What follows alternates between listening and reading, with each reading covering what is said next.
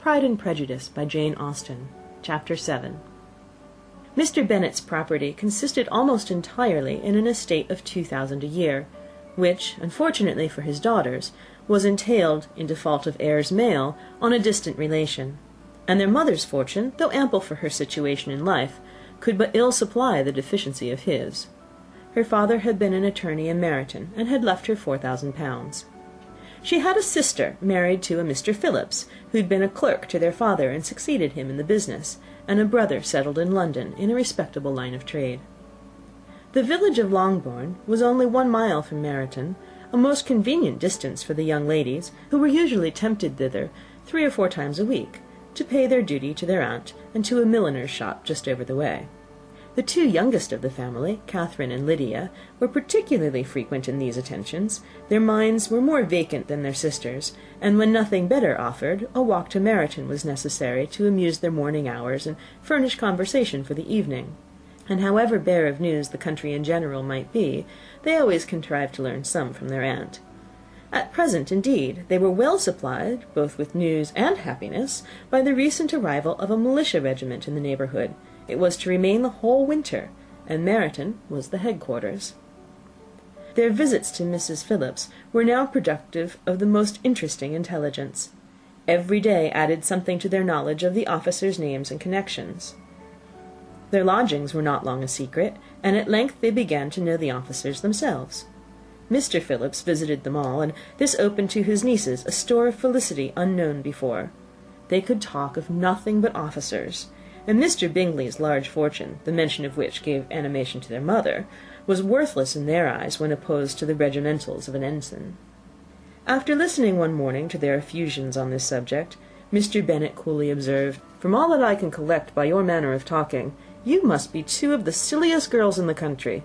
I've suspected it some time, but I am now convinced." Catherine was disconcerted and made no answer, but Lydia, with perfect indifference, continued to express her admiration of Captain Carter, and her hope of seeing him in the course of the day, as he was going the next morning to London.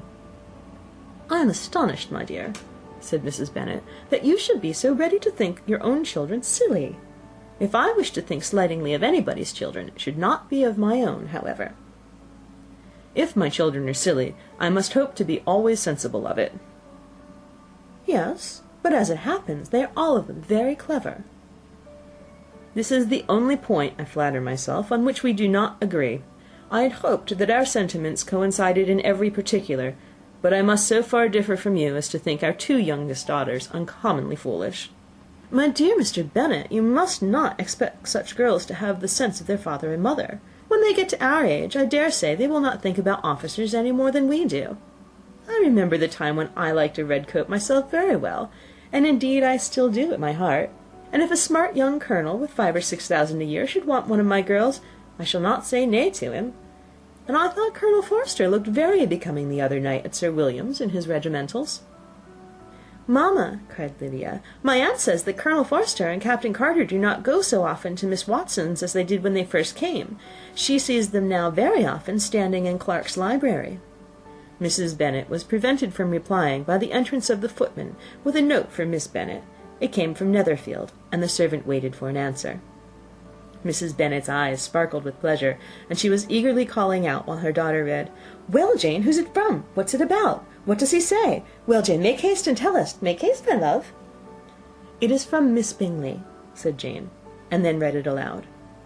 "My dear friend, if you are not so compassionate as to dine to-day with Louisa and me, we shall be in danger of hating each other for the rest of our lives, for a whole day's tete-a-tete between 2 women can never end without a quarrel. Come as soon as you can on receipt of this. My brother and the gentlemen are to dine with the officers. Yours ever, Caroline Bingley." "With the officers!" cried Lydia. "I wonder my aunt did not tell us of that."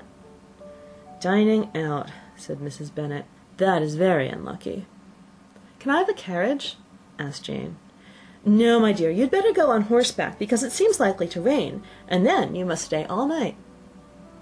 "That would be a good scheme," said Elizabeth, "if you were sure that they would not offer to send her home." "Oh, but the gentlemen will have Mr. Bingley's chaise to go to Meryton, and the Hursts have no horses to theirs."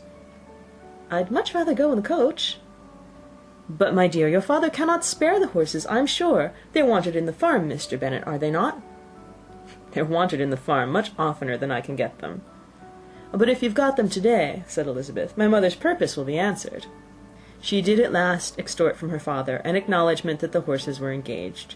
Jane was therefore obliged to go on horseback, and her mother attended her to the door with many cheerful prognostics of a bad day. Her hopes were answered. Jane had not been gone long before it rained hard. Her sisters were uneasy for her, but her mother was delighted.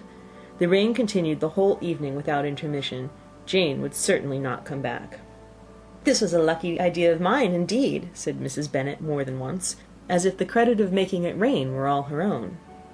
Till the next morning, however, she was not aware of all the felicity of her contrivance. Breakfast was scarcely over, when a servant from Netherfield brought the following note for Elizabeth. "My dearest Lizzie, I find myself very unwell this morning, which, I suppose, is to be imputed to my getting wet through yesterday. My kind friends will not hear of my returning till I'm better. They insist also on my seeing Mr. Jones, therefore do not be alarmed if you should hear of his having been to me. And, excepting a sore throat and a headache, there is not much the matter with me. Yours, etc." "Well, my dear," said Mr. Bennet, when Elizabeth had read the note aloud, "if your daughter should have a dangerous fit of illness, if she should die, it would be a comfort to know that it was all in pursuit of Mr. Bingley, and under your orders." "Oh, I'm not afraid of her dying. People do not die of little trifling colds. She'll be taken good care of. As long as she stays there, it is all very well. I would go and see her if I could have the carriage." Elizabeth, feeling really anxious, was determined to go to her, though the carriage was not to be had, and as she was no horsewoman, walking was her only alternative. She declared her resolution. "How can you be so silly," cried her mother, "as to think of such a thing in all this dirt? You will not be fit to be seen when you get there." "I shall be very fit to see Jane, which is all I want." "Is this a hint to me, Lizzie," said her father, "to send for the horses?" "No, indeed, I do not wish to avoid the walk. The distance is nothing when one has a motive, only 3 miles. I shall be back by dinner." "I admire the activity of your benevolence," observed Mary, "but every impulse of feeling should be guided by reason, and, in my opinion, exertion should always be in proportion to what is required." "We will go as far as Meryton with you," said Catherine and Lydia. Elizabeth accepted their company, and the 3 young ladies set off together. "If we make haste," said Lydia, as they walked along, "perhaps we may see something of Captain Carter before he goes." In Meryton they parted. The 2 youngest repaired to the lodgings of one of the officers' wives, and Elizabeth continued her walk alone, crossing field after field at a quick pace, jumping over stiles and springing over puddles with impatient activity, and finding herself at last within view of the house, with weary ankles, dirty stockings, and a face glowing with the warmth of exercise.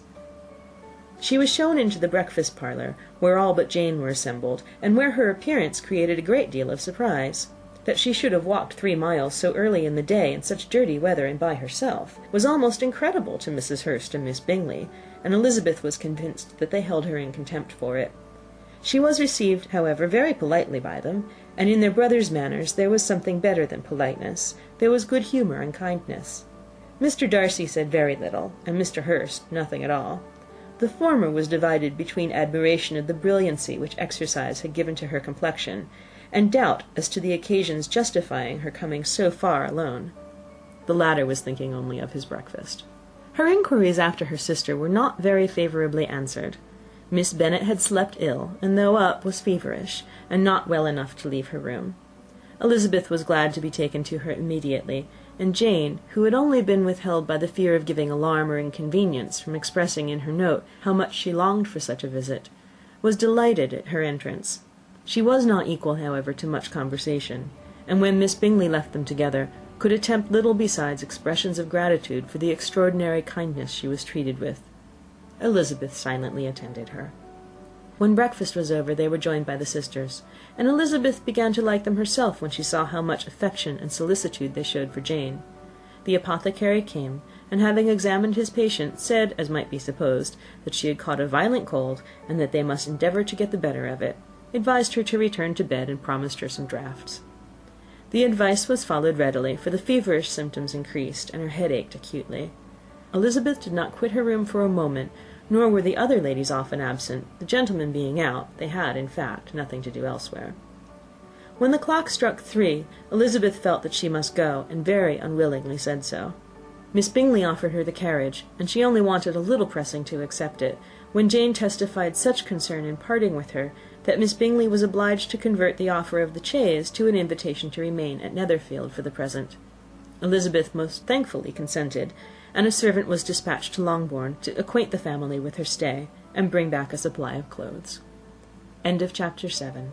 Read by Krista McQuillan, Tokyo, Japan, November 7th, 2005.